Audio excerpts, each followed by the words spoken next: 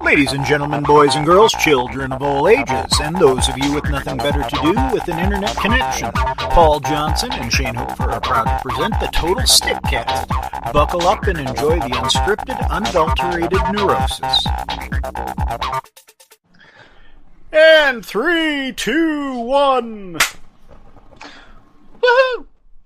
Hello. We're back again.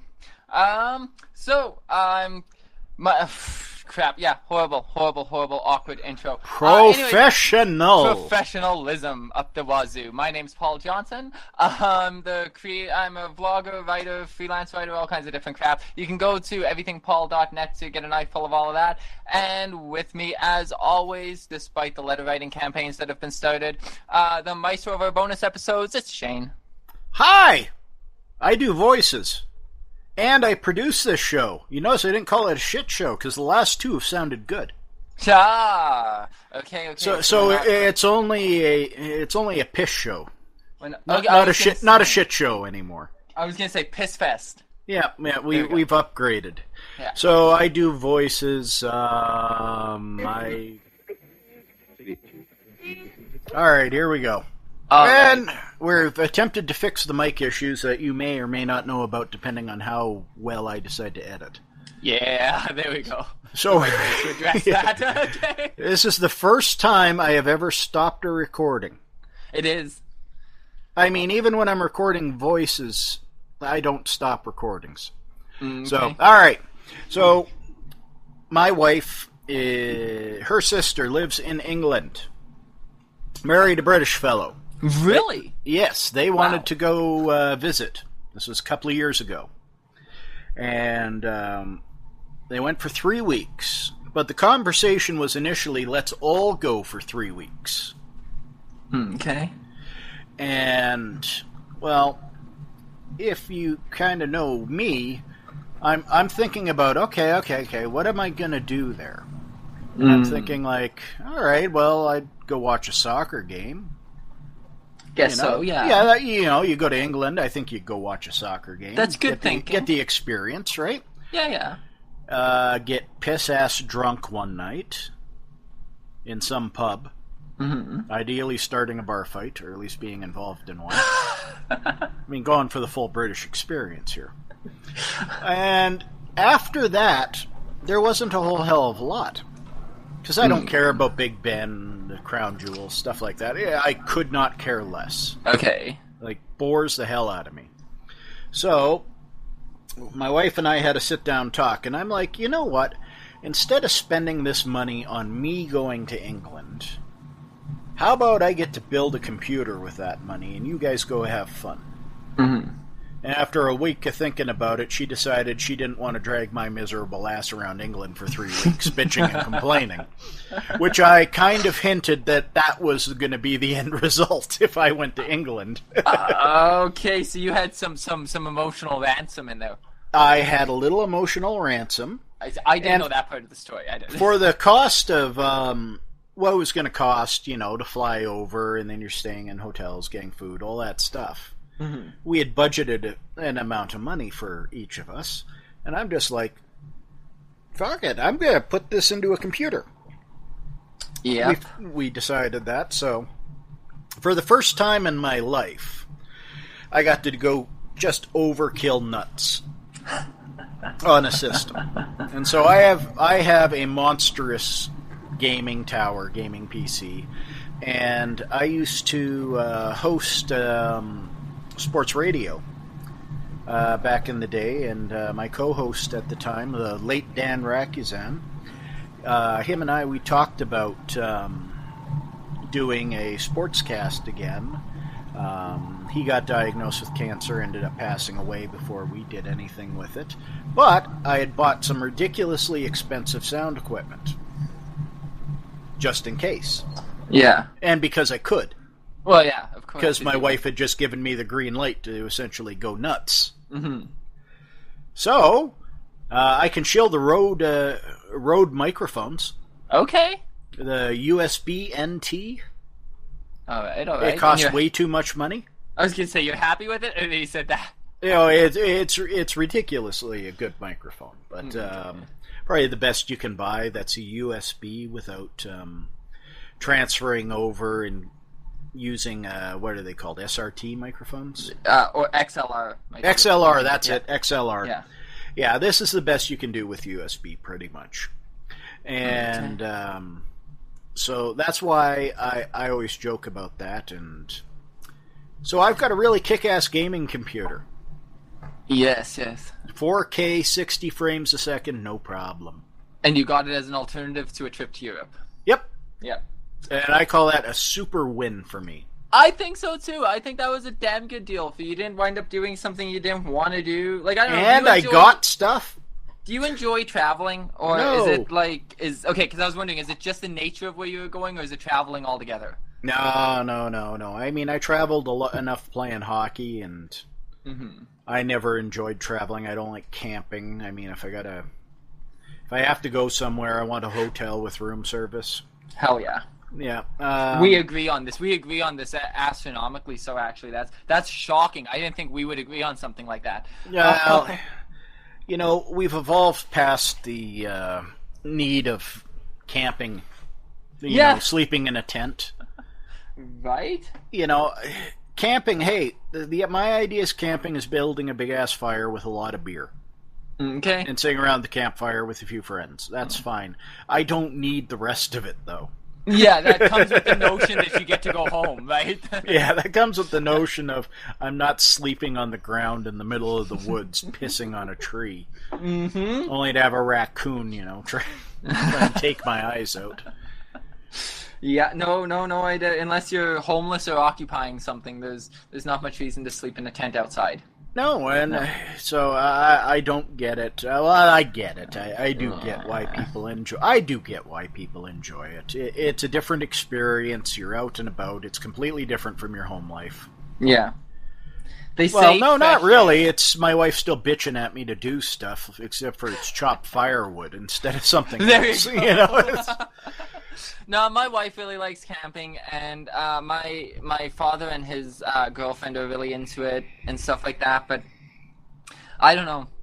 I agree with you. It's just getting really, really dirty. Like it's like, unless you're like into survivalism or something like that, then I guess that's like the cool form of it, But I mean, it is to you should do it. You should do it once or twice. You should do it once or twice and learn how to use an axe, learn how to build a fire. That's just good experience for not camping. To have that in your back pocket if you ever needed it. I mean, let's face it. The average person dumped in a survival situation, don't move. Stay there. Just stay where you are. Let the search and rescue find you. Yeah. No doubt. You have a cell phone, they'll find you. Yeah. But, I mean, you should try it. If you never have, you might like it. Yeah. You might really like it. It's for a lot of people. It's like for me, I like fishing. Okay. I don't need to catch any fish. But I could literally sit on a lawn chair at the edge of the river, throw a line out. Doesn't even have to have a hook on it. That with a nice cooler full of frosty drinks. Yeah, and it's just to enjoy kind of the peace. Right? Yeah, and spend 6 hours just doing nothing. Yeah, no, fair enough. See, I think that's relaxing. That's what people see in camping, I think. Yeah. Is that it's just that for 4 days, but it's not. It's getting dirtier and dirtier. It's not having a bathroom. Well, I mean, I don't like wiping my ass with an acorn, so. Well, there you go. You've had some rough camping experiences, haven't you? No, actually, most of my camping experiences have been adequate. Okay, adequate? Fine, you might say? No, not fine. No, adequate. It's definitely below fine. I thought I was going to slide that one in there. I survived. Well, that's good. That's really, when you look at camping, that is essentially the point of it. You're just making it easier on yourself by buying some stuff. I like roasting marshmallows as much as the next guy, but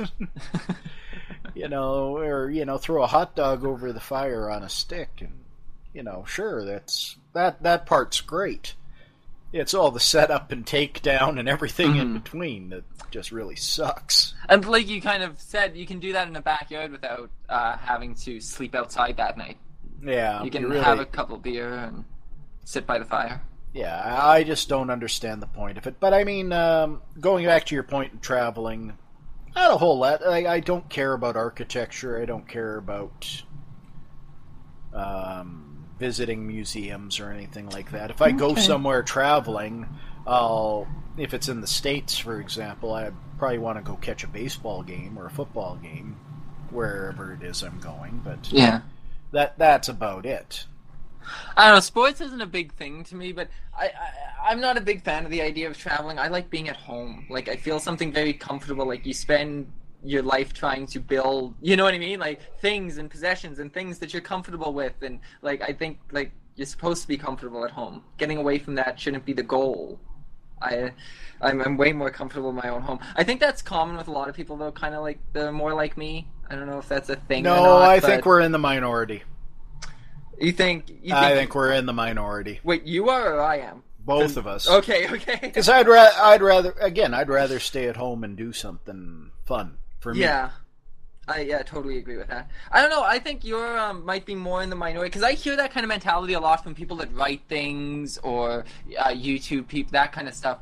Where it's just like my home is my space. That's where I want to be. I feel like you'd have more people in your brigade, should I say, that would be more. No, not in the general populace. I have normal friends, and they go on vacations and they do all this sort of stuff. And no, I'm the outlier on that. Okay. I'm pretty confident in saying we're in the minority of. Sweet. Yeah, but that's okay. Yeah. That's it's okay. I'm comfortable this way. I'm okay. I got to go to Manitoba this month. Ooh. That's where some of this is coming from. Yeah, that's exciting. Mosquitoes so that you need anti-aircraft gun to take care of. I'm not even worried about the mosquito. Well, I'm not camping, God forbid, but I'm not even worried about the mosquito. I gotta go there to see people, and I don't like seeing people. People are just horrible, judgmental creatures. I prefer not to associate with them. You're gonna go see family. That's why I'm a writer and I work from home because I don't. See, you're gonna go see. You have to go visit family. Is what you have to do. How'd you guess? I have to go visit family that I married into. So, here's the trick that I did for 15 odd years. Okay. They scheduled all the family reunion crap and the family getaway, like the extended family stuff. Yeah. They scheduled it for the exact same weekend as the provincial championships. So I had extra motivation all season. So for 14 straight years, we made the provincial championships because if I got to travel somewhere, I'd rather be playing hockey. Oh, fuck, that's hilarious. What has gotten into Hoopfer? Look at him go. Yeah, he's playing well. He's motivated to get there. Oh, God. Is it the fear of God or the fear of social interaction with strangers? Well, it's just a lot of it is, for me, I'm the city kid. Yeah. And I have nothing in common with them. Well, they're pretty. Let's just face it. They're the beer is water, and they're all farmers. And I actually like being out at the farm. To be honest with you, I quite enjoy going out to the farm. That's my exception to the camping-ish thing. Okay. Is I don't mind being out working on the farm and working with the cattle, working with the horses. Stuff like that. That's actually quite relaxing at times. You grew up on a dairy farm, didn't you? Didn't No, you say that? No. I'm the city kid. Okay, well, yeah. I mean, now I gathered that in context. But No. I'm city born. Born and raised essentially. Okay. But all of my family is farm. Mm. And then there's me. Yeah. And there are times where there's philosophical differences and other interesting differences that it's just like, it's not working, Yeah. So it's great. Like, we had a little bit for my dad's retirement last year, but we went out to my brother's place. It's just north of the city. Okay. There were a lot of people there, and literally I sat down and kind of smiled and nodded my head with everybody's conversation for 6 hours. So, you know, that's it. And sounds a lot like me. Yeah. And you have to do it occasionally. Yeah, at least once. This is the first time that side of the family is meeting me or seeing me at all. Whereas consoles are perfect if you just want to hook it up to your TV, plug a game in, and play it. Yeah. If you want to do that, yeah, consoles are fine. If you like to have a little more control of what you're doing and be able to do other things with it, productive things. Video editing. Yeah, you just can't beat a computer. No. And they game particularly well if you have a good setup. Well, I'm enjoying Stalker still. Yeah, how's Stalker going? I made it a little further than I was last time, but I don't play for very long on end. How's the story? Like I said, I have creative guilt. So once I start playing something for half an hour, I'm like, oh god, I have other things I need to do. I need to stop doing this. I'm a bad person, and I stop. How's the background story in Stalker? So far, so good. Like I said, I'm still quite early on. Like, I'm sure if I had done, 3 straight hours, I would be twice as far as I am. But every time I start again, I'm like, oh yeah, I gotta go over here, and then I do, So, I mean, the story's pretty good so far. I mean, have you played it through very recently? No, okay. No, it's been a while. So it wouldn't matter if I told you where I was, really, one way or the other. No. Yeah, but I mean, I'm very, very recent. I'm very new. I've only fully completed, I think, 2 things. Well, but you've enjoyed it? But I've definitely enjoyed it, yeah. And I am enjoying the story as much of it as I've been able to, absorb in my short play. But largely, I just like the fact that it's not that hard to go to keyboard and mouse. But I think we talked about that a lot in the Yeah, we talked about keyboard and mouse and how that works. Yeah, no doubt. Why the hell a 5th Rambo? We've kind of covered that. Fuck. But yeah, that just it should be ironic. Like, if they're gonna keep trying to continue pumping these things out, because there was never a franchise industry like there is now. You know what I mean? Like, or just now, even as in the last 30 years or whatever. Like, franchising was never as big of a thing. Now that there is, if they're gonna be that bold to be like, yeah, we can still make Stallone into Rambo or whatever. Like, if they're gonna go and do that, why not change the genre then? Do something that hasn't been, and make it a different kind of movie, or try something different. Because right now, it can't not be a parody of itself. Well, I mean, there's not a lot of original. You're seeing more reboots and remakes. Like, let's not even talk about Ghostbusters. Fuck. I haven't seen the new one. Maybe we should watch the new one and talk about it next week. I will fight you. Or Thursday for a bonus episode. I will fight you to prevent from being forced to watch that piece of shit.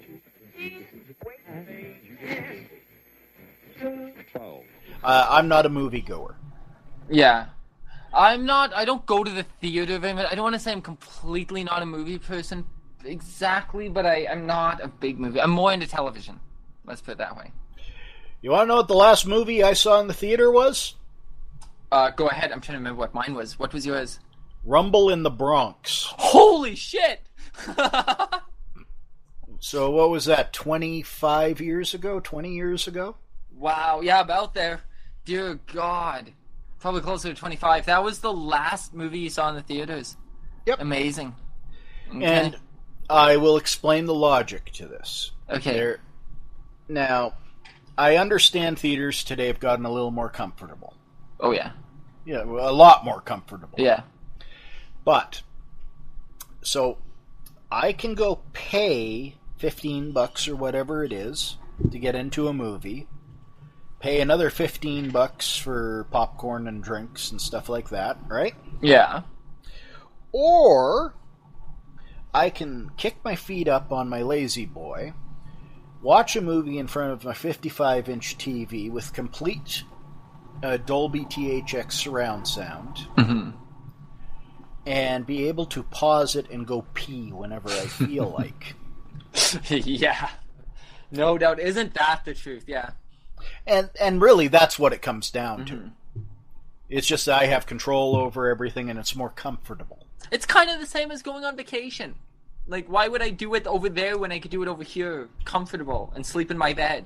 when I'm done. Like what? Like no, I can agree with that to an extent. I think the reason to go see something in theaters, I mean, now everybody has TVs, everybody can access movies. That's not the drive. It's not like you're watching it on a 21-inch box.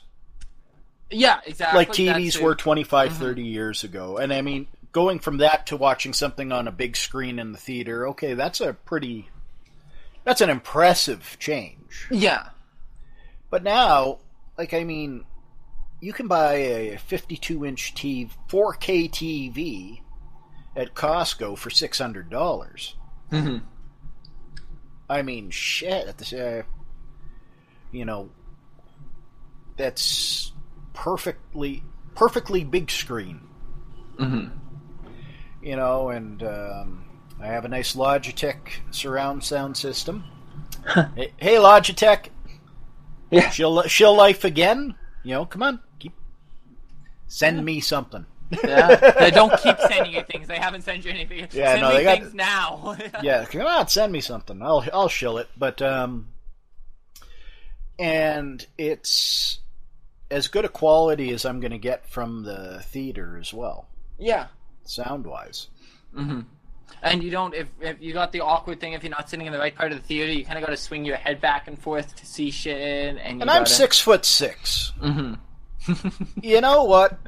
I'm 6'6". Now, and I understand it's gotten a little more comfortable probably for bigger guys than it used to be. But in the old days, number one, I'm 6'6". If there's some poor 12-year-old kid behind me, he's screwed. Yeah. And I feel bad. I actually feel bad about that.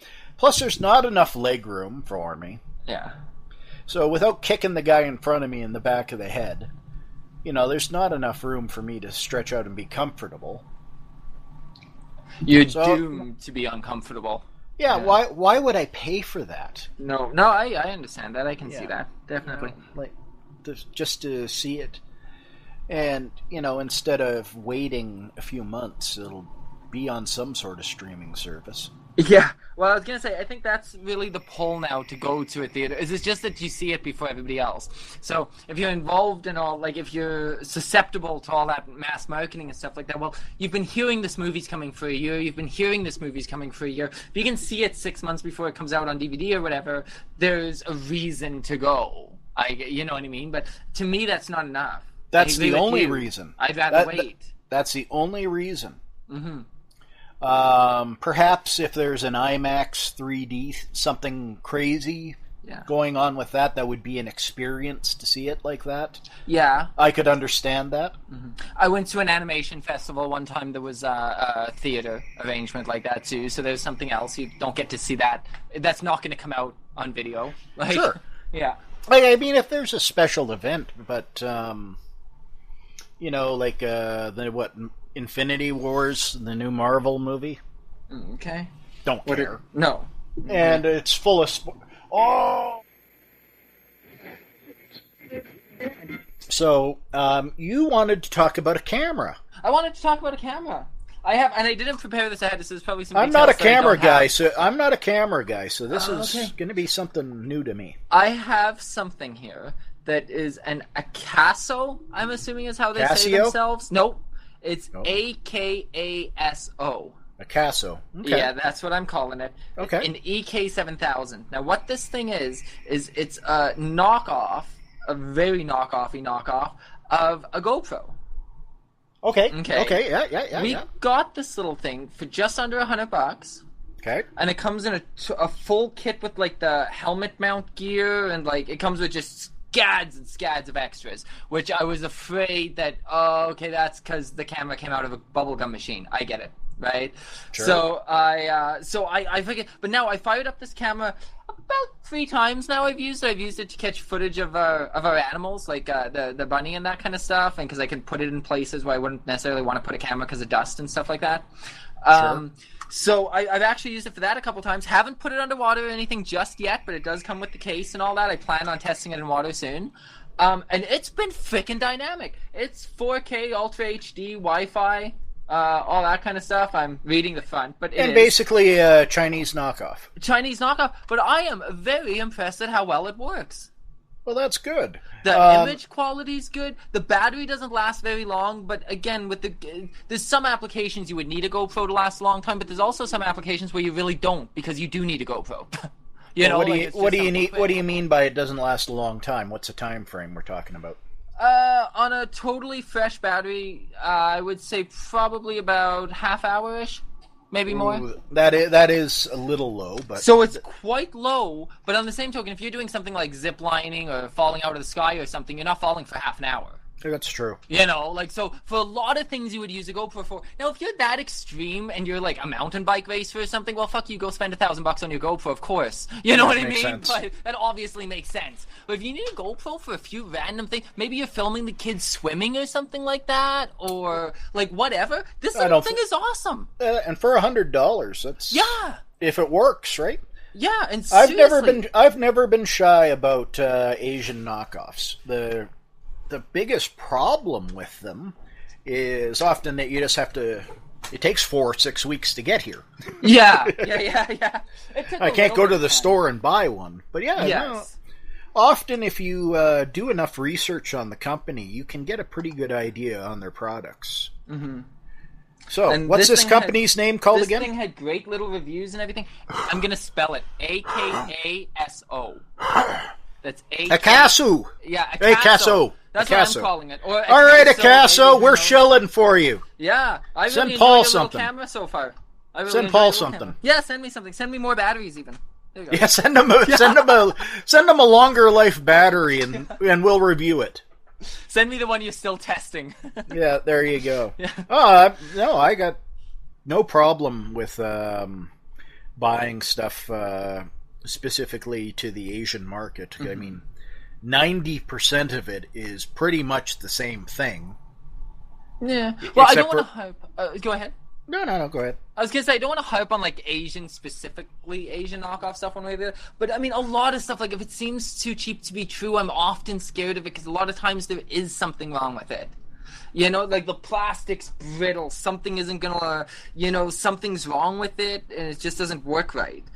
In this case, I was really worried about the quality of the image, because a lot of times when you get cheap-ass little cameras, they're just horrific. Yeah. Like you get a cheap little pen camera or something like that. They make them for $500, and they make them for $50. You get the one for $50, you can't even see anything on the damn thing. Yeah. And that's where reading reviews and... Yeah. Trying to get as much information ahead of time as you can. It's always a good idea. Yeah, definitely. I never hesitate with that if it's got good reviews, and because you want to know who I use as my review group. Who's that? For those products? Yeah, who's that? The Russians. Oh, really? Because they're getting them directly. They're getting them often in stores because it's, China and Russia have a trade agreement. Okay. So you can often read a lot of Russian reviews. And because they can get those products right away.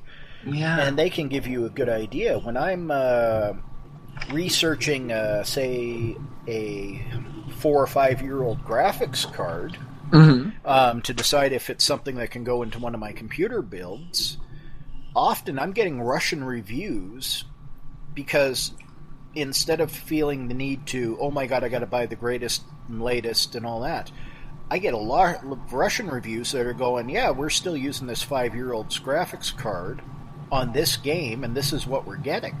Nice. Okay. So all of a sudden I go, well, shit, that one works pretty well. We can use that. Mm-hmm. And I found that as my resource. So yeah, to the Russian people. Yeah, thanks. Keep reviewing stuff. To the Russian people, yeah. Keep reviewing stuff. That's very cool, though. I'm sure I'm sure a lot of people know that, kind of, that are involved in building stuff like that, but I'm also sure there's a lot of people that don't know that. No, I never would have thought about that. Neither did I until I started watching a few. Okay, that's really awesome advice, actually. I hope that helps somebody in a sense.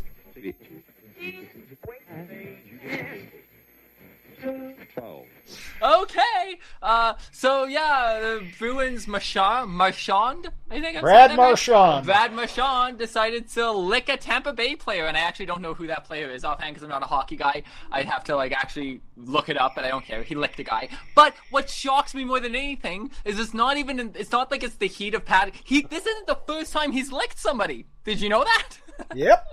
This is not the first time he's licked somebody. So that is just fucking... If licking one person wasn't bad enough, the fact this is your thing is totally just shitty and disrespectful and everything. But I'm curious as a hockey person where you sit on this. Because it's easy enough to be you don't lick people. Bad manners, Bradley, go to your room. But I mean... Where do you stand? On Twitter. What's that? Are you referring to what I said on Twitter? Oh, no, I just mean in general, as not a hockey fan, it's easy enough to know it's wrong to lick somebody. But, as a hockey person, where do you stand? Yeah. Okay, as a hockey player, Brad Marchand licks me, I'm punching his teeth down his throat. Oh, I can't believe the self-control of that guy, by the way. It was Ryan Callahan, I believe. I think it was. That was miraculous. And the self-control there is far beyond anything I would have had. Guy deserves a medal. We'd be throwing if you did that. That's all I'm saying. Now, fortunately, the NHL has kind of set down that yes, it is no hesitation. It's going to be a misconduct, and it's reviewable for suspension. Good. So that will probably end this.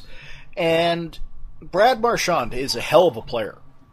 Okay. Hell of a player, Team Canada. Good player, but he's a pest. That's part of his job, is to piss people off and try and get them to take a penalty against him. To an extent, I think that can be a characteristic, but it shouldn't be a gimmick. You're a hockey player. You shouldn't be a gimmick. Do you know what I mean? No. If you can get onto the other guy's skin, where they're concentrating more on you than they are on the play, that can be a huge advantage. Mm-hmm. Have you seen Basketball? Yes, I have. Okay. It's one of my favorite movies. That's exact. Thank God you've seen that, because that's all I can think of. I have no analogy for this that isn't that movie. Exactly. There's got to be a line. You can. I'll give you a legitimate hockey one. Go ahead. So if you look up the videos, it was about 10 years ago. Sean Avery versus Martin Brodeur. Okay. And Sean Avery, pain in the ass, forward. Nobody likes him. Nobody still likes him. There's a reason for it. But what he did in the playoff series, it was the Rangers and the Devils, was generally if you're screening the goaltender, you're going to be facing where the puck is. Yeah. Sean Avery turned around, stood in front of Martin Brodeur, the goaltender, started waving his arms and back to the play. Okay. The whole thing. And nobody knew what to do. No shit! It never happened before. They added the rule to say that's an unsportsmanlike penalty, and they, got rid of that right away. But every now and then you're going to see somebody push the envelope and try and do something that... Yeah. But Brad Marchand, no. The licking thing, to me, I don't know how that wasn't called a match penalty, because it's the same thing as spitting on someone. Yeah, that's what you said on Twitter. That's the same as that, and I agree with that. I definitely agree with that. Felt bad for the referees, because what do? You could have I'm surprised you didn't get an unsportsmanlike penalty in some fashion. The attitude, saw it. Too. I think he should have, too, just the situation, to me, it was worse than the situation. I can see having a split-second altercation with somebody, turning around and spitting at them or something like that. I can see how that's you can reflect on that after the fact and be like, yes, I shouldn't have done that. That was an asshole thing to do. But the way it just goes on, he tempts him into it. He just wants him close enough to taste him. It's just... But that's okay. You can get into somebody's face. Unsportsmanlike to me. You can get into somebody's face and you can tell them what you're going to do. Yeah, don't lick them. That's the point. Yeah. Yes. That was well beyond the line. Yeah. So, that's well beyond the line of acceptable behavior. Mm-hmm. And because it was a playoff game... Yeah. That's why the fists weren't flying. Yeah, I assumed as much. Because I can imagine. You never want to take the extra penalty in an altercation. Mm-hmm. And whatever he does is going to be with him forever now. So I mean, well, no, from Ryan Callahan's perspective. Yeah, I would say Marchand licks him, Callahan drops the gloves and starts feeding him. Mm-hmm. If the referee doesn't see the lick, Callahan's going to the penalty box. Yeah, I suppose so. I was going to say also, though, the risk of just fucking losing it. Oh, yeah. You're not fighting over... I mean, I'm not saying sports isn't, but you're not fighting over the thing that just happened. You're fighting over something you would have fought about in a bar or anywhere. You know what I mean? Like, for him to keep it to hockey fighting would be the fear I also have. Well, I'll tell you right now, you also have to pick your target, because if Brad Marchand did that to Ty Domi back in the day, Ty would have fed him. Ty would have fed him about 15 shots pretty quick, and there would no longer be a problem. But again, because it's the playoffs, you're doing everything you can to maintain your own discipline to not take an extra penalty to hurt your team. And if that happened in the regular season, Ryan Callahan would have punched him right square in the mouth. Mm-hmm. Guaranteed. Oh, fuck. I don't... so many props to him. So many props to him for being as professional as he was about the situation. That's what hockey players do. That is the opposite. He is as sportsmanlike as Marchand was not. You know, he went over and above to be a good guy. And I don't think we're going to see another licking issue. Well, better not. Now that the league set down the policy of, okay, this is not acceptable, and we are going to start adding discipline to it. Yeah. So that'll get rid of that. And like anything, when you see something that never happened before, sometimes you just kind of got to go, okay, what are we going to do about it? Mm-hmm. You know, like Tuukka skate breaking. Yeah. Yeah, but like something you don't see. Change. You said that's not going to change anything, though. Yeah. But it's something new you just don't see. Yeah. So. And when that happens, there needs to be a new rule, apparently. Yep, you need to assess what's in place and do we have to make a change. Mm-hmm. In the skate case, no change is needed. In the Marchand case, yes, they needed to address it as a make sure that it's getting called as some sort of penalty. Yeah, and that's totally rational to me too. I mean, equipment failure like the skate, like you said, you can construct an equipment failure if you need to, but I mean, it's not going to be as common as being like, oh yeah, spit, lick, do what you want to people. You know, that's setting a bad precedent. Yeah. That's not, yeah. Oh, and that's all it is. And Brad Marchand pushed the line. Mm-hmm. He didn't get suspended. He didn't get penalized for it. So. It shocks me. It shocks me. It doesn't shock me. That's the first time, I guess, because I'm happy. Yeah, I don't recall that. I'm happy people. I've seen guys blow kisses and stuff like that really close. Yeah. And whatever. And I can see that as being like, you sure antagonize them. You know what I mean? Like there's where that line between basketball and reality. You know what I mean? Like, yes, absolutely. Antagonize all you want. Say shit about his mother. Do what you gotta do. But licking somebody is a whole different fucking level. That's like pissing on them. Yeah. Like. And if you haven't seen basketball, go watch basketball. Oh yeah, early we never met, but yeah, it's early. Trey Parker and Matt Stone. I can't think of Matt's name. South Park guys. The South Park guys. Yeah, and it's really funny. If you've seen Orgasmo and you haven't seen basketball, or if you've seen basketball and you haven't seen Orgasmo, watch both of them. Yep. Yeah, you've seen Orgasmo. Yep. That's awesome. Yeah.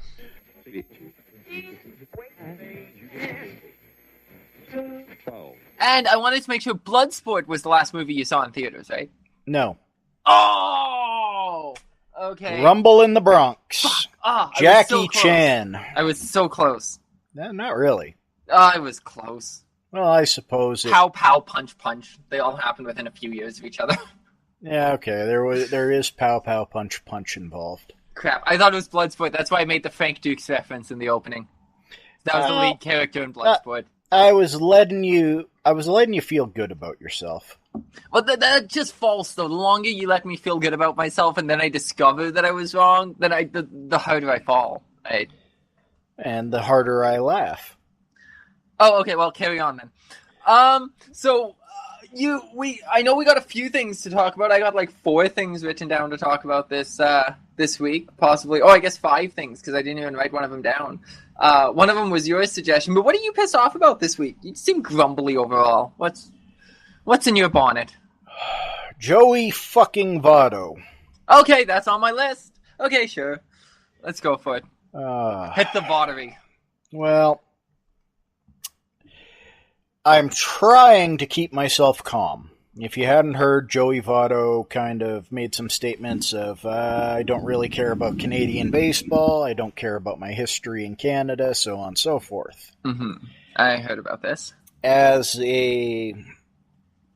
I'm going to speak for everybody who's ever represented their country or tried and worked their ass off to get to that point to represent their country. Yeah. Fuck you, Joey Votto.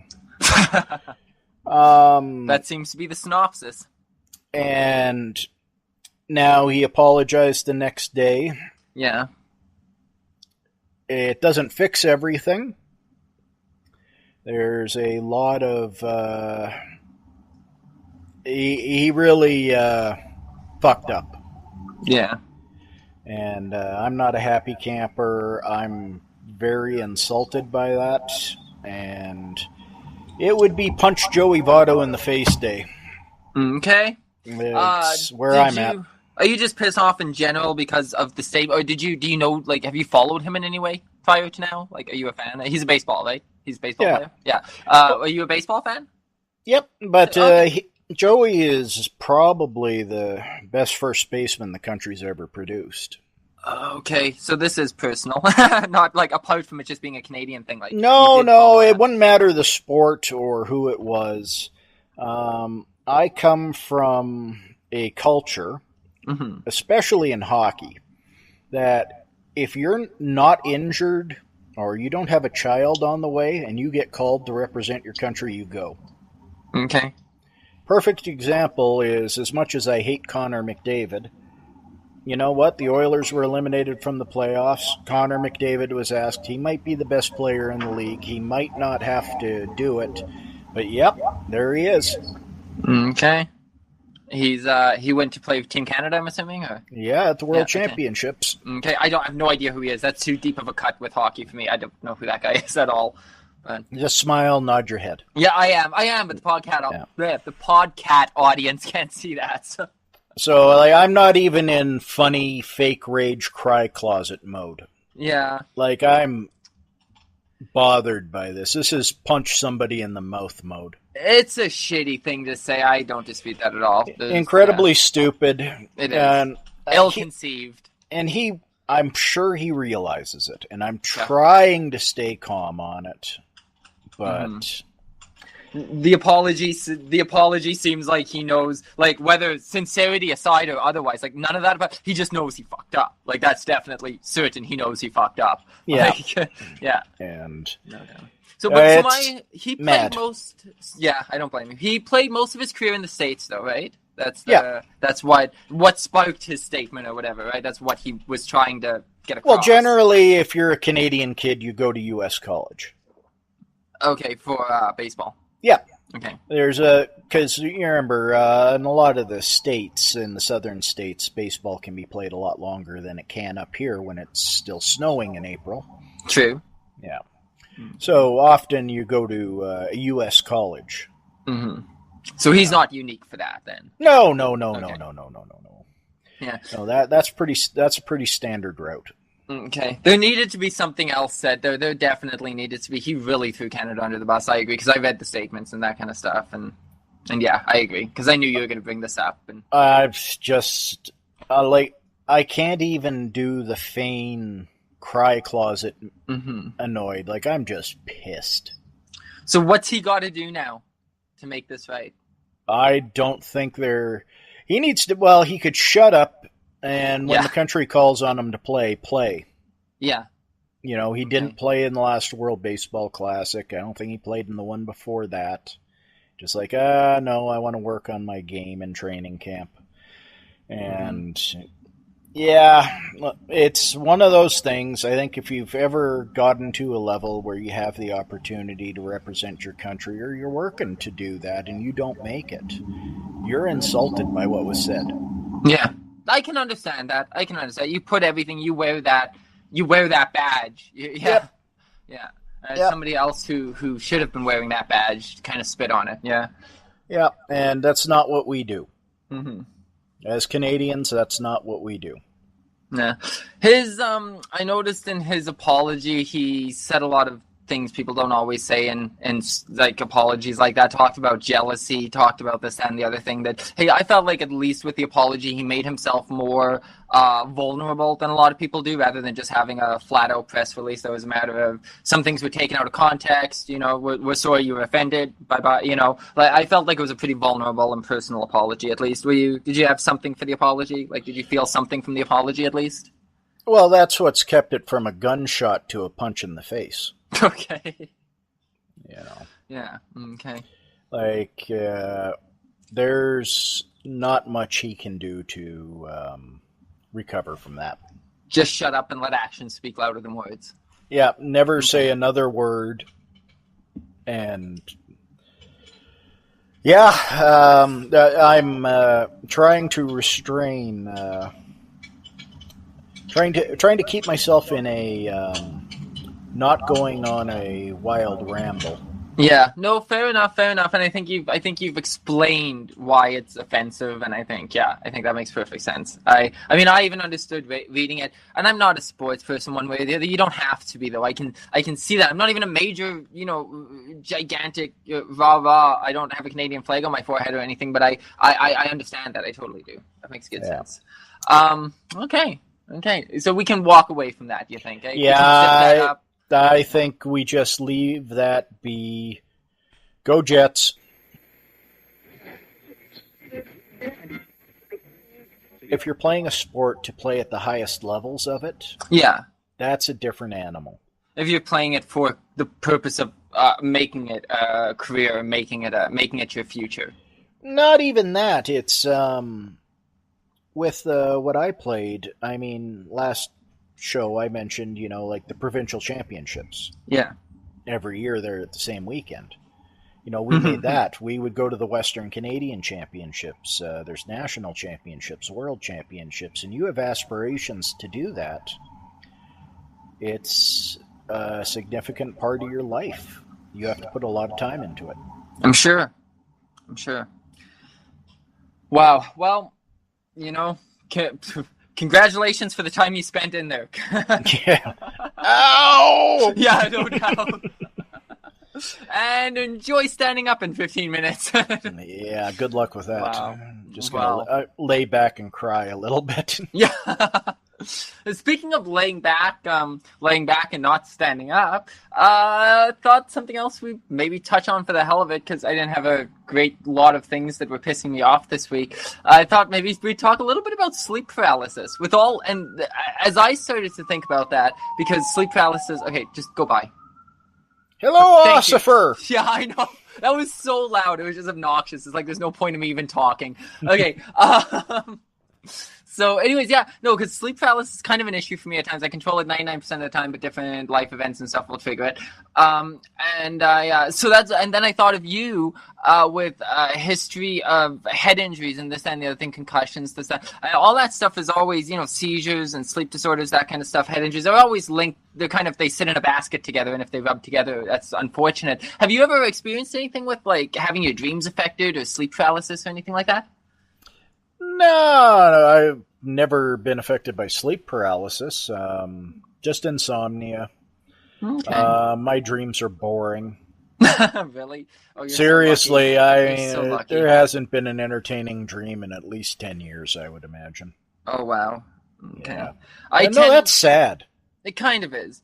I tend not to remember my dreams a lot. Like, there's times where I wake up for like the first second, I'm like, yeah, I know I dreamt that, and there it goes. Damn it. Yeah, that's normal. And when I tend to remember my dreams, unfortunately, I don't tend to dream a lot of good stuff. I tend to dream a lot of weird and bizarre situations. And also, I have a history of feeling pain in my dreams.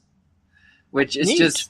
it's neat, but it's not, when you don't dream about good things, it's not like, if I just stub my toe, I'd be like, oh, that's neat. But when I have like a knife sticking out of my stomach, I'm like, this isn't so neat. And yeah, that's bad. it is. And something else really weird that I've experienced too is muscle memory from dreams, where an injury I sustain in a dream, I continue to feel, like, not feel full bore. Like, it's not like, oh my God, like I wake up in pain, but I can still feel that spot.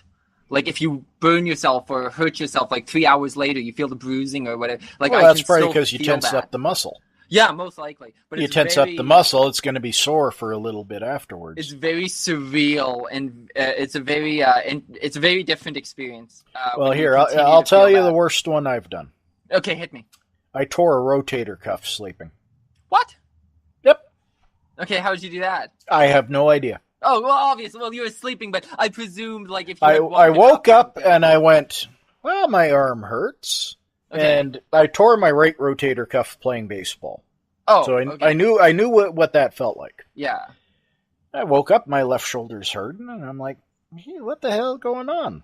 And I'm like, if you tear your rotator cuff, it's an interesting thing. Because if you hang your arm straight down, or you go straight in front of you 90 degrees, okay, it's okay. Go forward, backward, 90 degrees. As soon as you bring that above 90 degrees, it's like somebody stabbing you in the shoulder. Lovely. So raising your arm, just not happening. No. It hurts like hell. And so I'm sitting there, and I raise my left arm. I'm like, oh, geez. Go to the doctor, and go to the family doctor, because there's not a lot you can do about it. It's not like you do a surgery to really fix it. It'll heal on its own. Okay. And we do the test, and he's looking at me, how'd you do that? You're left-handed. Or, like, you're right-handed. Yeah. And I'm like, I was sleeping. Oh, so God. for 6 months, I had to sleep in the basement on the lazy boy, keep my left arm between the cushions. Oh, geez. Keep it from moving at night. Seriously, that's absurd. Yeah. Oh, that must have been a very uncomfortable sleep. No, I got a good lazy boy. Okay, still. Good God. That's like sleeping in the hospital. Wow. It's not ideal, but... No, it's not ideal by any such... And your arm's trapped. I feel like there's a potential for that to do more... Like, if you try to move it, that you stand almost a potential of hurting it also, because it's restrained. Well, well, you know what? It was probably a dream of goaltending, making a glove save, whipping my arm around, and snap. Oh, shit. I guess so. Well, that's probably not unrealistic, right? Because, I mean, I have no idea what caused it. Like, when you're working really long hours and stuff, I know this is common. This is something that's happened to me, but I know it happens to a lot of people as well.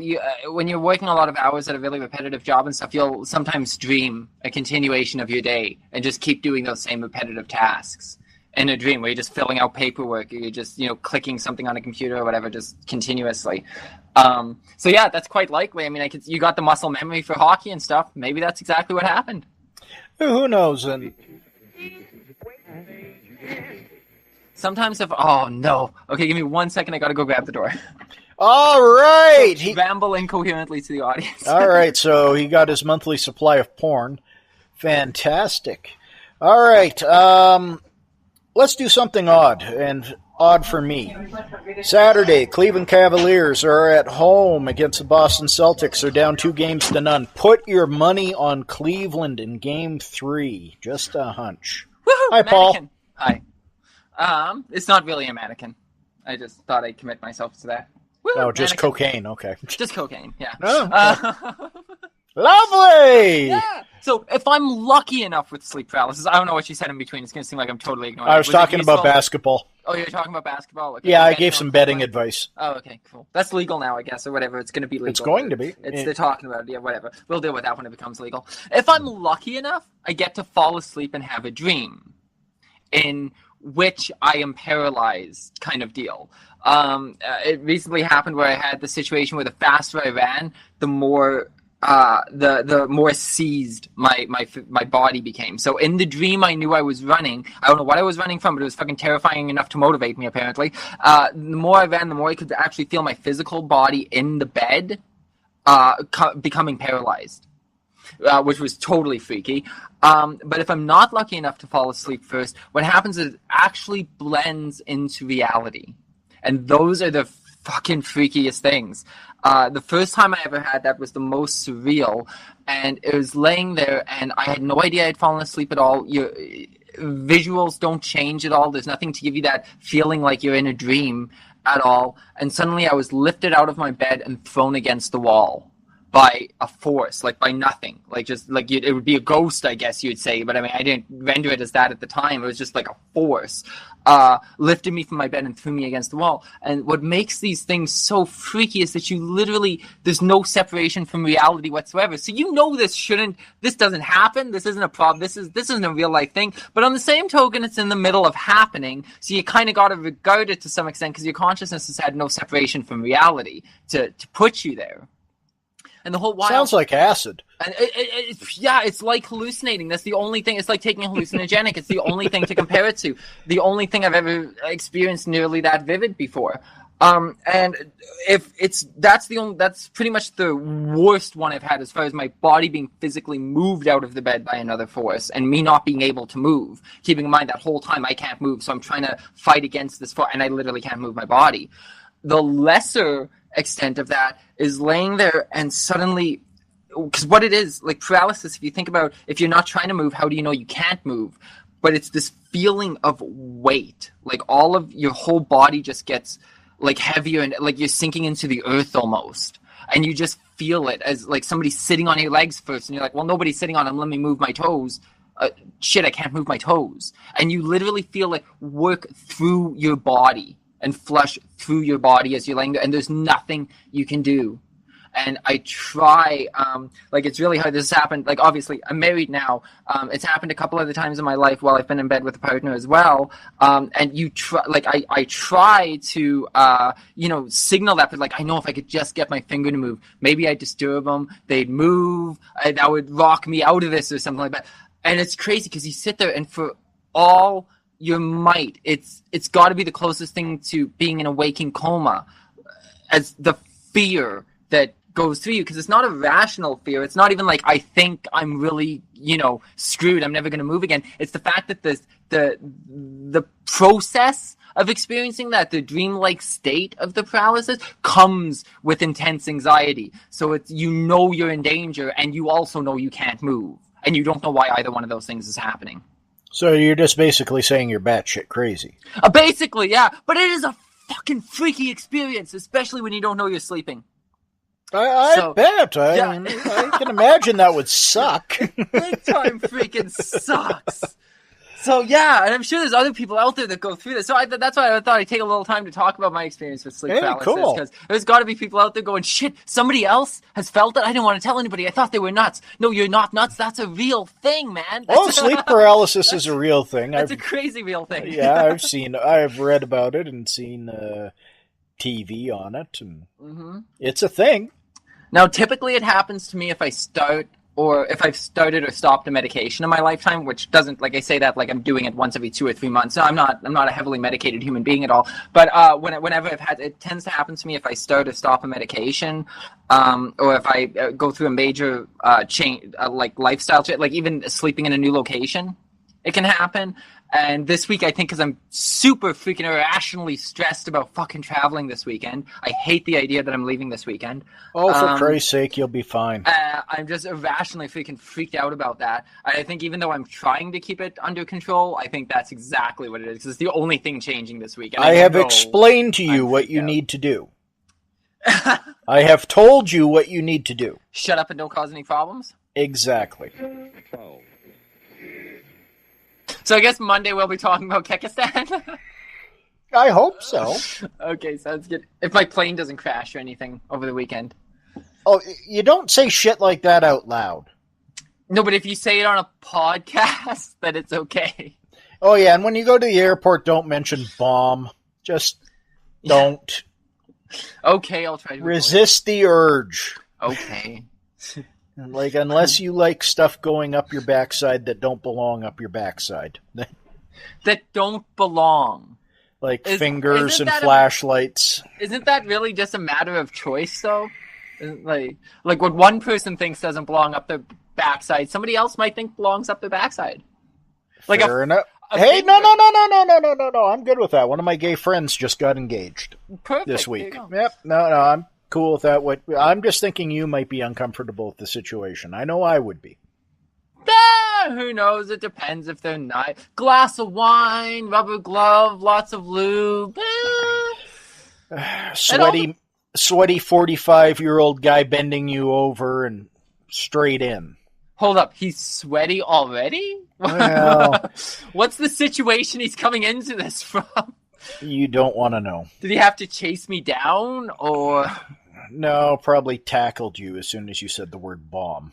Oh, okay. Don't do that at an airport, just don't. Because they told me to move through the metal detector, and I was like, thanks, you bomb. That's how it worked. And down he goes. Oh, Lord. We would have a story when he got out of jail. Oh my God, that would be our best rated podcast, hands down. How Paul got tackled by the TSA or whatever. Yeah, no.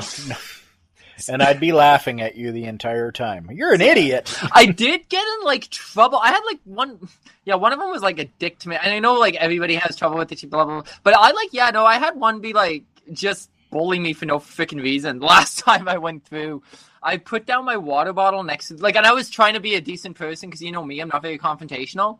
And I knew they wouldn't let me take my water bottle further into the process than I already was. And there was a garbage can there, so I was like, okay. And I hadn't given it up when I was technically supposed to because they got the place where you can leave it. But now I was next to a garbage can. So I thought, okay, well, I won't throw it into the garbage can because there's water in it and it's recyclable. So that's kind of an all-around stupid thing to do. It's what if the water leaks in there? Somebody's got to empty that. Be a human, So I just put it next to the garbage can. Well, this freaking and that's the janitor or cleaning staff or whatever's deal. I'm keep hesitating before I say TSA because I'm not sure if it's actually TSA here, if it's a domestic flight, if that's actually the right word. It'd be Canadian Border Security or whatever, airport security. Yeah, it's just airport security, customs, or not even customs, just airport whatever, security. Just airport security. And the dude literally audibly says to his best friend, I'm gonna give this guy a hard time. And then he comes over, and he's not even giving me a fun hard time, which initially I thought, oh my God, this guy's got a sense of humor. He's saying it out loud. No, he was just a straight up asshole to me. He's like, somebody's got to clean that up, and it's me. And he's just I'm like, well, what did you want me to do with it? Somebody's got to take out the garbage too. Is that you? I can just pour it in there for you. What do you want? I didn't say all of that, obviously, because I don't like being detained at an airport. So I didn't get in an argument with him or anything. I was just yeah, but sorry, I thought I was putting it next to the garbage. That's where garbage goes. I would have asked what mistakes he had made in his life to be stuck in a dead-end job like that.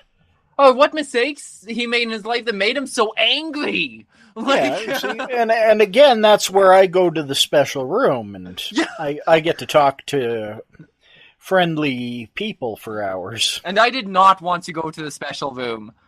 So I was just whatever. I'm gonna be. He wins if I open my mouth, because if I open my mouth, there's gonna be a time when I could be at home with my feet up on the table, but instead I'm gonna be in his security room. So if I open my mouth, he wins because he keeps me longer. That's the best way to do it. Is just shut up and and never admit to anything. But I was like, what the hell, man? So yeah, I have had a bad time with them recently, and that's life advice. Year. That's life advice for everybody. It doesn't matter if you're talking to the police, security of any sort, border agents. Don't admit to anything. Yeah. Even if you did it. There we go.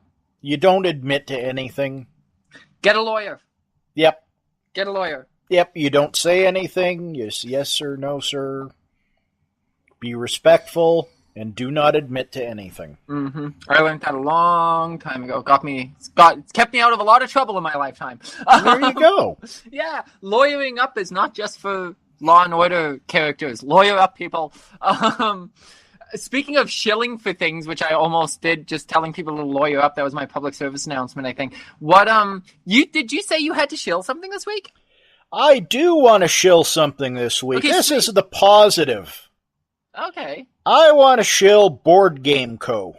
Ooh, okay. www.boardgameco.com. This is a fantastic idea out of Charlotte, North Carolina. Ooh.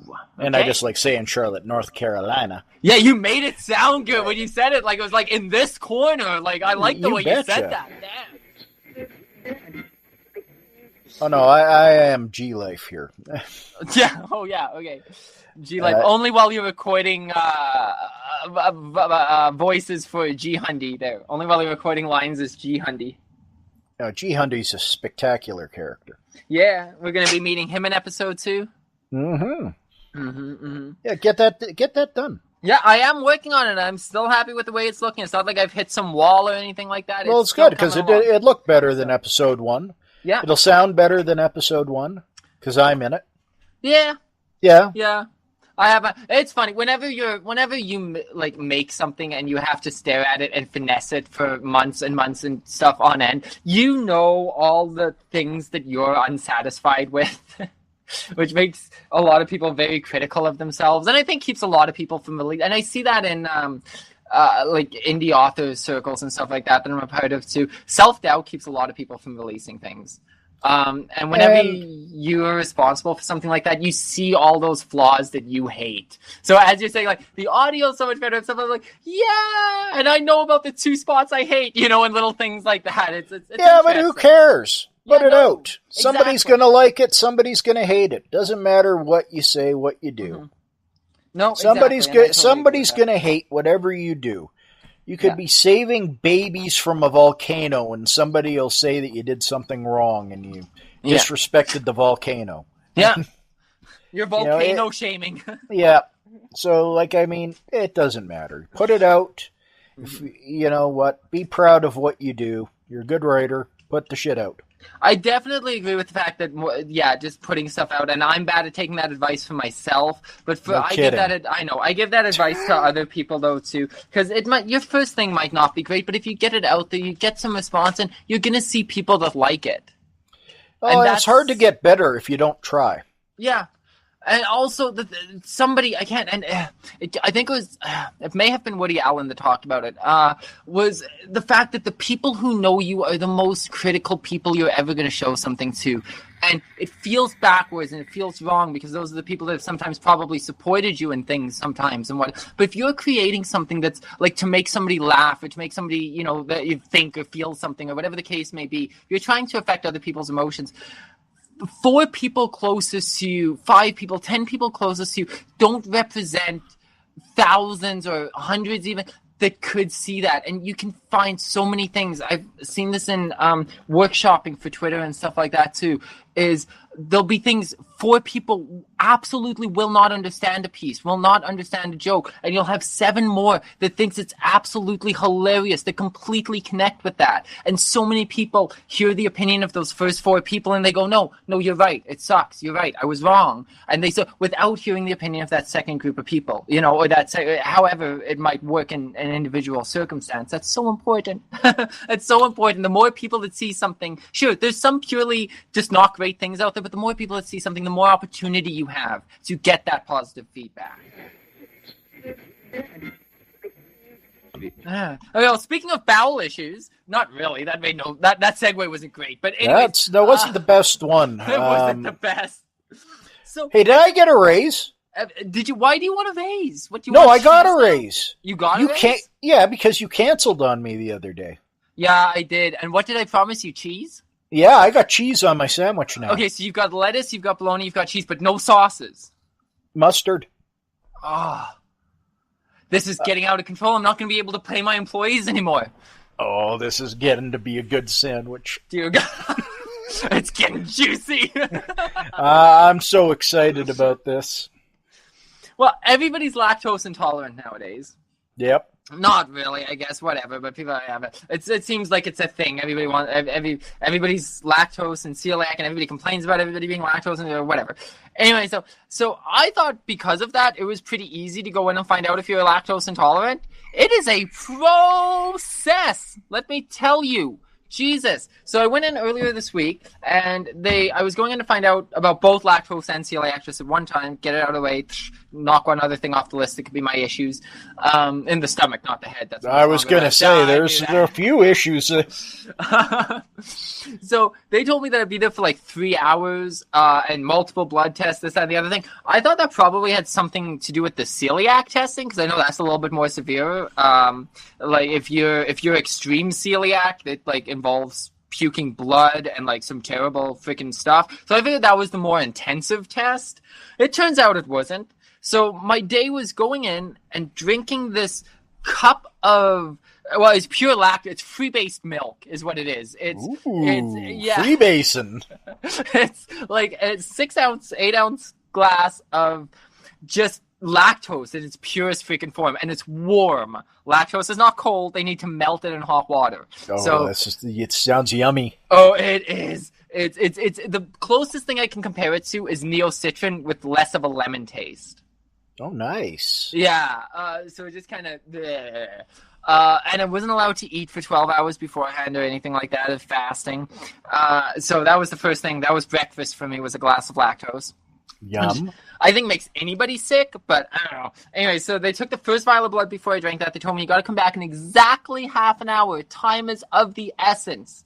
If you're 2 minutes late, like, you're screwed. Time is of the essence. So I'm like, okay, I will be back here. Not to mention, I can't walk around during this time. I have to sit. So I had to go out to these little leather chairs they have, and I had to sit there and just do nothing but screw around on my phone for half an hour. Because apparently if you walk around, you'll burn it off. Yeah, I guess. Simple, yeah. Kind of like weird. Like I was like, okay, I can wander around the mall and do stuff. Nope, just sit in one place. So, okay. So I went back after my half an hour. They take another vial of blood. So now there's 2 holes in my arm, 2 things of blood. They send me away, which I was so grateful that I didn't have to drink the stuff again, because I thought I was going to have to every time I went back, and I didn't. It's only once, thank God. So they take send me away, come back in half an hour. Okay. So I go away, do nothing again for half an hour. I come back. They take more blood. They send me away. Now I'm up to 3 holes. They send me away, and they say come back in an hour. So now I've got to go sit there and do nothing for an hour. So sit there and do nothing for an hour. Then I go back, and they take their other vial of blood, and that's the test. So it's like 2.5, 3 hours of just going, sitting in a chair, coming back, stab, blood. Go sit in a chair, come back, stab, blood. It's like, it's so monotonous, and it seems so inefficient for something that so many people are diagnosed with. Like, I can't believe all these people went and sat there for this.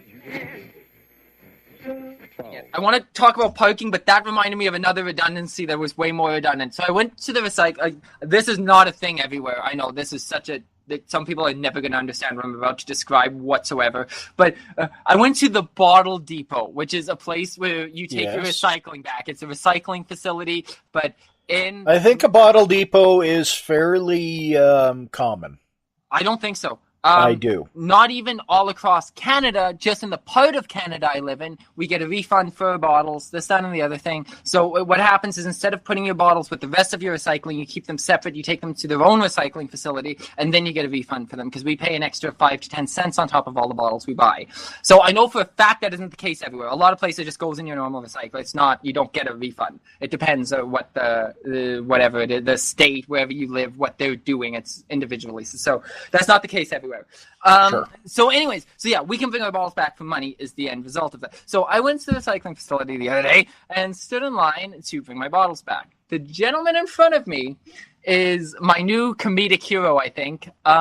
He had brought in a shopping cart.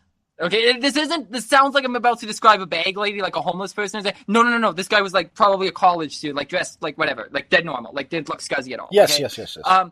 A shopping cart full of individual glass beer bottles. Not in bags, not in case. He had moved out of the back of his vehicle into this cart by hand, probably about 150 individual glass bottles, okay? On top of that, literally speaking, each of these beer bottles had the lid meticulously replaced on them. And as he went through the lid, typically, like, we're supposed to sort of, it used to be more of a thing, now it's less of a thing, but that you had to remove the lid from your bottles before you recycled them. He goes through the entire cart of bottles, twisting these up, and you can tell, like, he's shaking his hand after a while. Like, he's done 2 nights of work in a bar here. Like, he's shaking his hand. It's stinging. He's ripping the tops off all these beer bottles again. Well, there's probably about a handful of about 15 bottles that he couldn't get the lid off of. So he set those aside because obviously he can't return them. Well, he finishes with all these bottles. He's taking a long, good look at his reddened, probably blistered hand at this point, and he picks up the box that he's collected these in, and he says to the guy behind the counter, I guess I'll save these for next time the lid doesn't come off. And the guy behind the counter says the greatest words in the world to him. Oh, you don't got to take off the lids. Yeah, you don't. I know, after watching the guy take 150 of these lids, somewhere in that neighborhood, 100, call it 98. I don't really care how many bottles of beer were on the wall, okay? Take all these lids off individually, obviously painstakingly by hand, for the guy behind the counter that just watched all of this to say to him on his last 15, oh, you don't got to do that. That's excellent. Okay. So I guess last but not least, parking. So yes. If you heard our first couple episodes... How goes the war? Yes. There was a bunch of people near me who were parking their vehicles 3/4 of the way onto the sidewalk. And assholes. I was not about to stand for that, so I called parking enforcement, and I told them all about it, and they came by, and they gave them some fancy little tickets, and now they no longer park on the sidewalk, which has been great. And they never went back to doing so, which almost surprised, because there's a certain group of people who would. Like, it'd be like, oh, well, there screw is, that guy. They did it. I was kind of impressed. Like, I'm like, good news. Well, I was going by there the other day, and the parking enforcement guy was back. And I'm like, what? Leave them alone. Their vehicles are fine. They're right where I wanted them. No problem. He stops dead in his tracks, backs up, parks, and begins issuing tickets to all the guys' vehicles again. So I'm like, what the fuck? Like, he's parked, he's fine, what are you doing? What kind of monster have I created? So now I kind of feel like shit, because I didn't want to cause the issue in the first place, but I wanted him to move his vehicles. Only way to do that was to cause the issue, so whatever. It's done. I thought all was good. He's getting more tickets now, so I'm like, what the hell? So I let him do his thing, whatever. I was on my way back from where I was going. I started looking around, trying to figure out, because there's like some signs and stuff. I started looking around. Turns out all these vehicles have been parked in a permit zone.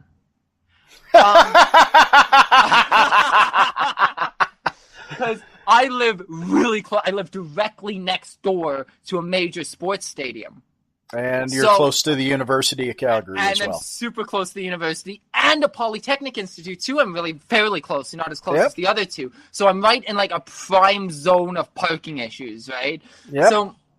So it turns out this guy's been parking these 3 vehicles in a prohibited zone this entire time, getting away with it, which I don't even care if he's getting away with it. There's no skin off anybody's nose that he's getting away with it. And so now, though, they're coming back and giving him tickets all the time because this guy's parking there. And, like, his house is there. Like, it's not like he's parking there, abandoning his car and going to school. Like, it's his house. And he's not even allowed to park on the street in front of his house. Missing this week is my co-host and producer of this lovely program, Shane Hoopfer. Shane was temporarily removed from us by a medical situation, which, out of respect for him and his family, I will allow him to elaborate on a little bit more when he gets back to us.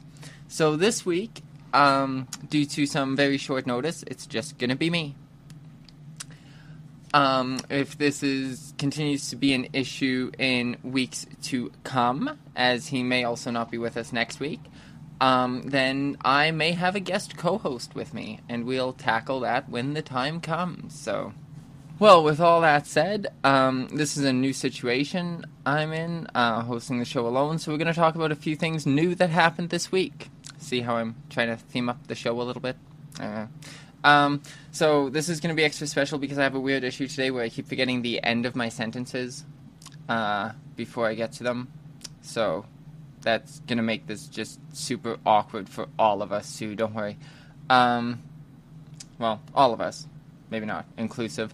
So yeah, anyways, I'm not Paul F. Tompkins, so this is going to be a train wreck, as you can already tell. So Jared Leto got a new Joker movie this week, and Twitter is up in arms. Everybody is up in arms. Apparently, Jared Leto is not allowed to have his own movie, and it is just an absolute slight against God that he does. I don't know why everybody's so pissed off. I didn't hate him, necessarily. Like, I don't think it's a horrible, like, everybody is just super duper duper pissed off. Twitter is just aglow with people. Well, kind of people on both sides. I mean, we have people, Bloodlust Leto, but I mean, that's obviously a major diehard Jared Leto fan. We've got a whole bunch of, like, just hardcore Jared Leto fans that are defending him. At Bloodlust Leto said Jared Leto doesn't deserve all the unnecessary hate that he gets, and I hope he's always having a wonderful day. Aw, that's a sweet sentiment. I know he could be a real bitch sometimes, and I sometimes say that I hate him, which is a joke, but I still 100% adore and respect him. That's it. That's the tweet. So, that person is a little bit unstable. Hardcore Jared Leto fan, apparently, though. So, and Karen Kilgaraff said, if I ever met Jared Leto, I'd whisper into his ear, I bet you're strong on the inside, too. So I have literally no idea what that... I don't know what that means. But the bulk of the attention doesn't seem to be highly positive. Chase Mitchell, at Chase Mitchell, said, the only good reason to put Jared Leto in a movie is to keep him from making an album. Ouch. Ouch sauce. Like, what the hell, people? So yeah, people are not too happy about this. It seems pretty certain that it's going to happen. So I hope that there's secretly a whole lot of people who are going to see it, because otherwise that's going to be a pretty sad opening for a movie. A couple weeks ago I talked about the fact that they're making a new season of Arrested Development, which totally excited me. And since then, I have undertaken not watching it whatsoever. Instead, I've been binge-watching The X-Files, because I've never watched The X-Files. So, today I decided that, in complete vain, I was just going to start rewatching all of Arrested Development. So now I've watched the first episode again, and I haven't seen any of the new episodes. So, I'll get back to you on that. I'm super stoked to find out how they did with the new seasons. I think Mitch Hurwitz is just awesome, and I totally want to see that. I saw Coco for the first time. That's the Pixar cartoon thing. It bothers me. It just makes I was watching it and I couldn't figure out exactly why I kept being taken out of the moment. And the whole thing, I think, the whole problem with it for me, and I know everybody's not going to agree with this, is the fact that the skeletons aren't consistent with skeletons. I expect their jaw to move in the way that skeletons move in animated things, and the jaw doesn't move that way. Their mouth moves like it's made out of flesh, but it's supposed to be bone. And I can't wrap my head around that. It's like what would happen? Like, how it's not tangible. If you went over and touched the face, it would have to either be squishy or it would have to be bone. It can't bend and be a skeleton. I'm sorry. It ruined it for me. It destroyed it. I couldn't get over it. I tried. My wife loves that movie.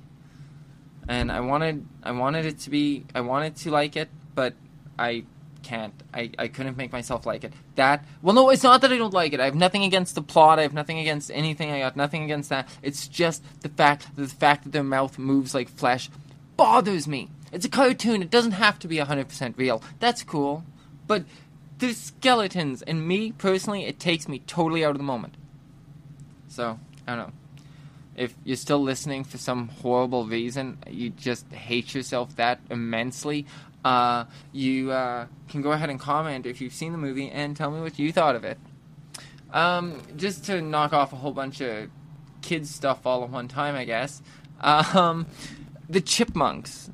Alvin and the Chipmunks. I was on my Netflix today, and I noticed that there was a new Alvin and the Chipmunks thing, and it wasn't that I was going to watch it. I don't have kids. But I was curious because I've seen the other ones, so I was curious. I could tell that they were animated a little bit differently, and I could tell that like there was some differences. Okay, so I had a look. If you can't tell, I'm stalling for time because I wanted to get the name of this freaking person who did this. Anyways, the new Alvin and the Chipmunks that they have on Netflix is just, I'm watching it, and it's kind of like Coco. I can't figure out what's wrong. I know that I can't handle it. I know there's a little part of my brain that isn't gonna make it through that experience. But I can't figure out what's bothering me so intensely. And then it dawned on me. And I want people to watch this and just understand for my sake. This came from, I'm still trying to figure out who made this God-forsaken thing. It's just wrong. Janice Carmen. It was created by Janice Carmen. And it's... I'm just going to get to the point. The chipmunks don't have fur. They have skin. That's not cool. They got skin and they've got hair on their head. And instead of being chipmunks that act like children, they look like children that are the size of chipmunks. And there's a really big difference between those two things.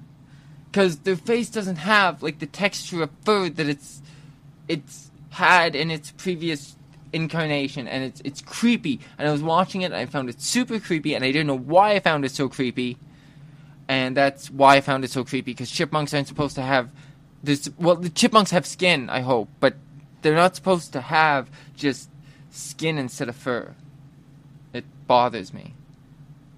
It's just, I'm sorry if you think I'm petty, but I'm not. I'm not sorry. I'm petty, I'm not sorry. So that brings me to, I guess, read any good books lately? Yes, I have. I'll tell you all about it. This is how I'm going to function without a co-host. I'll just talk to myself. So I have been reading, as of lately, Susanna Callan's memoir, Brain on Fire. And what happened to her was that she, well, I want people to go out and read it. Because it's actually really, really, really fascinating, and it has a really strong message behind it to an extent, and I need to explain that a little bit more, because it's not a preachy message or anything. It's just, it has to do with medical diagnosis, and it says inside the front cover of the book, I believe, it says, dedicated to all those without a diagnosis. And it becomes more and more and more apparent what that alludes to as the book goes on, and I'm not going to do it any justice in my description of it, but this woman was a New York Post reporter, and she ended up with this problem that's this issue that's anti-NMDA receptor encephalitis. And now I'm almost 100% sure I said all of that right. And what it is, it's an autoimmune disease. And at the point that she was diagnosed, so few people have been diagnosed. So it was not a lot of people knew what to do about it, and it was frequently and remains misdiagnosed. And it receives diagnosis of schizophrenia or autism in a lot of cases. And the problem with that is that it's actually extremely curable to a large extent. It creates psychotic behavior and seizures and things of that nature. But it's extremely, extremely curable if it's caught relatively early on, even up to quite a degree. But the problem is that when it's diagnosed as schizophrenia, that's a very easy diagnosis to hand over and just watch it progressively get worse. So people are diagnosed with schizophrenia, and they continue to go on with this diagnosis of that degree of mental illness. And they just continue to get worse and worse and worse and worse. And meanwhile, it's destroying their brain. This autoimmune disease is destroying their brain. So after it goes beyond a certain point, there is nothing that they can do. And it's killing people and killed people a lot more before she spoke out. And that's the really awesome thing about what she did. it's killing people who don't have to die, who are being set aside in mental institutes and this, that, and the other thing, and being put into homes and things like that, who had every possibility to recover, but they received the wrong diagnosis. And it's phenomenal like that, because you take something such as schizophrenia or such as autism, and it's not something that you're expected to ever recover from. It's not something that they say you can cope, or they say you can make lifestyle changes, but there's no way that you're going to lose that diagnosis and no longer have it. Whereas anti-NMDA receptor encephalitis, I don't host a medical show here, people, is completely curable, entirely curable. It can be gone and done with, and people can return to living full, healthy lives. So it's a pretty remarkable thing, and there's not a lot that you necessarily hear about it. So I just totally urge everybody to get out there, read it, find out about her. She did a piece for the New York Times about it. There's a feature film, so if you don't want to sit down and read her memoir, you don't have to sit down and go through all that. The feature film, I think, is the same title as the book, which is Brain on Fire, and I would just totally suggest anybody get out there and have a look at that. It's very interesting information, and especially if you have a loved one or you yourself are without a diagnosis, or doubtful of a diagnosis in that kind of situation. There's nothing to lose by being tested. So, but yeah, so that's a fascinating thing that I read recently. Something that I totally think you guys should check out. That's kind of shilling, but that's not going to be our shill section, because today's going to be a little shorter, because obviously I'm without Shane, and there's only so long you can kind of listen to me prattle on, and there's only so long that I can prattle on. So I'm going to take it upon myself to try to fill Shane's spot as the Shillmeister, as Ben Schiller, as Schiller's List. Never mind. Anyways, I'm going to kind of shill my own stuff. And I'm going to tell you a little bit about the multiple things that, if you do ever go to the website in the opening, everythingpaul.net, that you'll find there. So we talked last week, I think, or the week before, about Criminal. That's a murder mystery novel that I have available on my website. I wrote it over the course of about 10 years and released it at the end of 2007. And yeah, it's kind of weird and awkward to talk about yourself, but if you go to the website, you can see a little bit more about that. There's actually 2 interviews on there, one in print and a separate interview that's video. It was a Facebook Live interview that I did, one with Delilah Cordova and one with a wonderful authors newsletter. And if you go over there, you can have a look at that. And I talk a little bit more about it. And it's not just me. So there's some more focused questions. I also have my YouTube channel on there as well. Me and my wife do family-friendly YouTube vlogs. Nothing quite anywhere remotely close to the content of the Total Stick Cast or the Total Stick Show or any of those things. It's totally family friendly. You can sit down, watch it with the kids. We do a lot of things like taste testing, trying exotic food and candies. We have one coming up where we're going to be eating some Asian candies from Japan specifically. And all kinds of things like that. So we'll sit down and try various kinds of Kit Kats, do different things like that. Just cool, fun things. Give you some ideas of some new products to try. We also do things other than eat, although we've been doing a lot of eating videos lately. We test things like games, dollar store knockoff items. There's all kinds of different things like that. We actually went in search of the world's sourest candy one time. That was a rough experience, I'll tell you. So yeah, you can check that out as well. And all of this stuff, again, you can find on everythingpaul.net.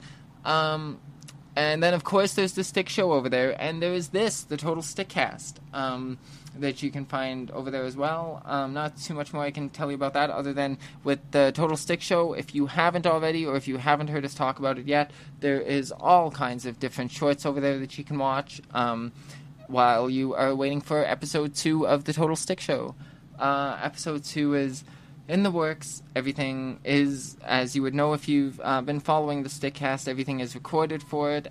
It's just a matter of the animation now. So, and that is basically all in my court. And as you're hearing at the moment, I obviously have a whole bunch of things going on. So,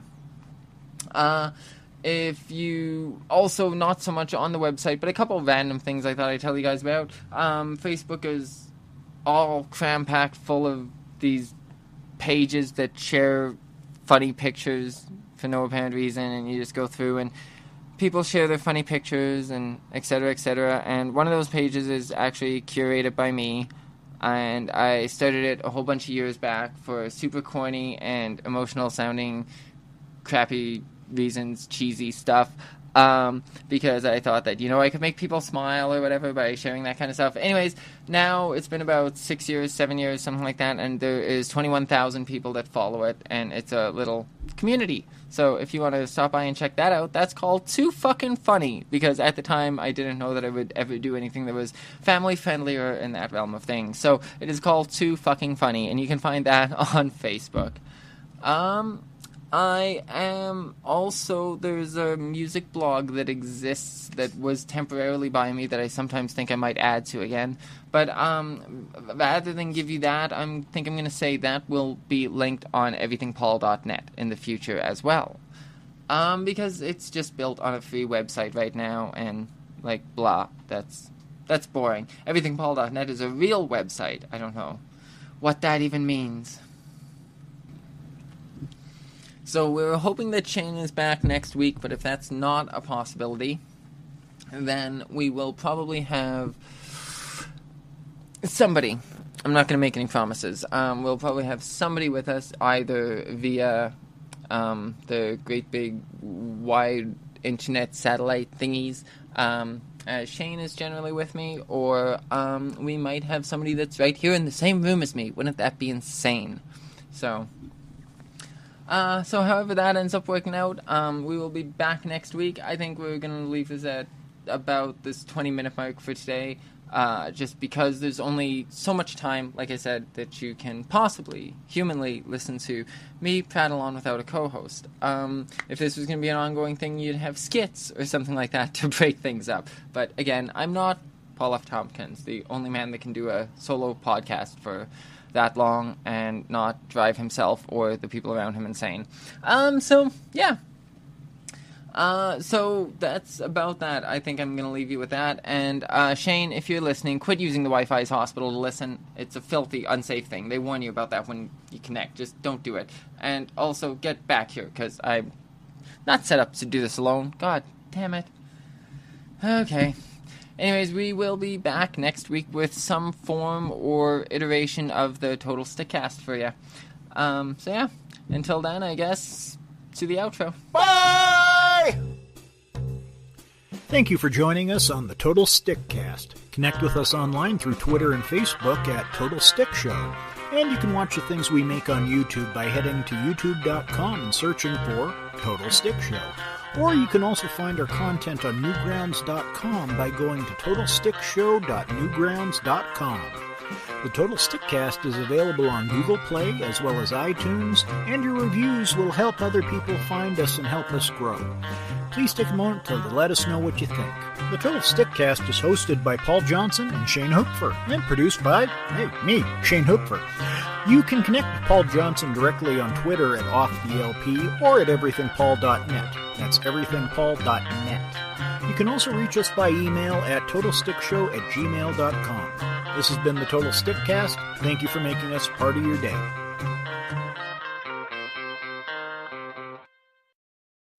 TS Total Stick Podcast Network.